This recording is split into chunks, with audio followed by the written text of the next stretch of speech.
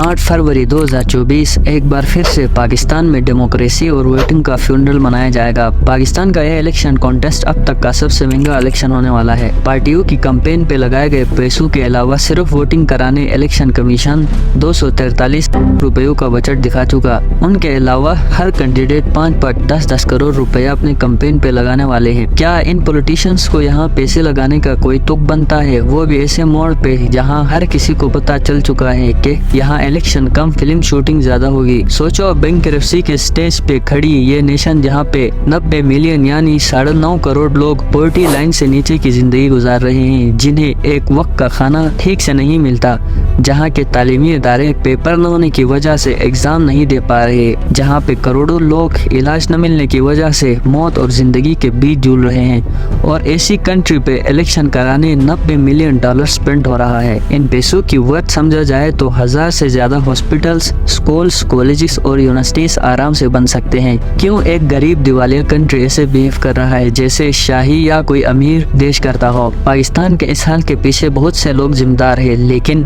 आज के इस वीडियो में दो चीजों के ऊपर बात करेंगे जो आजकल न्यूज और सोशल मीडिया पे बहुत वायरल है। पहला पाकिस्तानी सियासतदान और दूसरे यहाँ की जुडिशरी। आज पाकिस्तान जिस हाल से गुजर रहा है, इन दोनों की बहुत मेहरबानियां शामिल है। पाकिस्तान का पॉलिटिक्स 1947 के बाद ही दलदल पे फंस चुका है, जहां से निकलना टोटल इम्पॉसिबल। इस दलदल का अंदाजा इस बात से लगाया जा सकता है कि यहाँ का प्राइम मिनिस्टर आज तक अपनी टेन्योर का 5 साल पूरा नहीं कर पाया। इसके पीछे का कारण हम इस वीडियो के आगे कानून के पार्ट में जानेंगे। फिलहाल पाकिस्तान की पॉलिटिक्स का चर्चा करेंगे। पाकिस्तान की पॉलिटिक्स आज के दौर में चंद ही फैमिलीज के ढीले हाथों में है, जिनका आज के समय पाकिस्तान की पॉलिटिक्स के ऊपर आधा कंट्रोल है, लेकिन पूरा कंट्रोल किन के पास है यह तो आज के दौर में बच्चे बच्चे को पता है। यही फैमिलीज बरसों से पाकिस्तानी पॉलिटिक्स के ऊपर कदम जमाए हुए हैं। ये फैमिलीज पॉलिटिक्स के अलावा पाकिस्तानी बिजनेस इंडस्ट्रीज में भी पूरा कंट्रोल रखती है। 2018 में कंडक्ट हुए सर्वे के मुताबिक 53% पाकिस्तान के जीते हुए कैंडिडेट इन्हीं फैमिलीज के मेंबर थे, और 2024 के इलेक्शन की लिस्ट देखे तो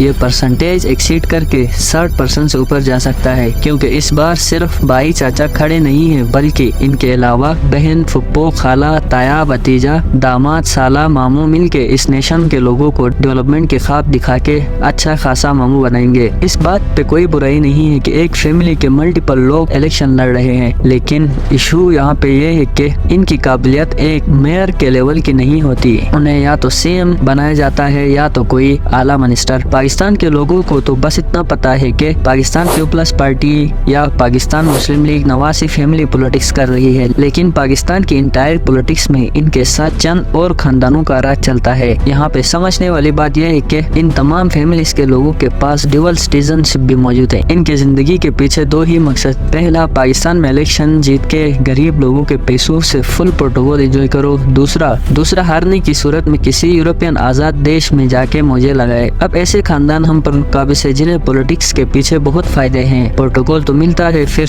के साथ उनका ब्लैक मनी गवर्नमेंट में रह के आराम से साफ होता है। यहाँ पे इमरान खान की वो बात याद आती है जिसमें उसने कहा था कि उनका फ्यूचर पाकिस्तान में नहीं है, उनका पैसा बाहर है, उनकी नेशनलिटी बाहर है, उनका सब कुछ बाहर है। ऐसे लोग इस मुल्क का फायदा नहीं सोचेंगे। अगर उनके बच्चे यहाँ पढ़ते तो वो यहाँ का तालीमी निजाम ठीक करते, उनके बच्चे यहाँ पे इलाज करवाते तो वो यहाँ पे काम करवाते। इनका सब कुछ बाहर की दुनिया से जुड़ा हुआ है, ये यहाँ सिर्फ आवाम का टैक्स लूटने आ जाते हैं। दोस्तों, इन सब बातों के अलावा भी पाकिस्तानी नमक हराम पॉलिटिशियंस के ऊपर जितना भी गंद निकालो कम पड़ेगा। खैर, अब बात करते हैं पाकिस्तान की अदालत जुडिशरी के ऊपर। पाकिस्तान के जजमेंट की एक खास बात यह है कि यहाँ पे फकीर से लेकर शाह तक सबको कटहरे में खड़ा किया जाता है। ये एक ऐसी अदालत है जहाँ पे इसके प्राइम मिनिस्टर को एक घड़ी चुराने की नहीं बल्कि उठाने की सजा 14 साल मिलती है। अगर ऐसी बात किसी और देश के आम आदमी को बोला जाए तो वो पाकिस्तान के अदलिया के गीत गाएगा। उस बेचारे को क्या पता यहाँ की अदलिया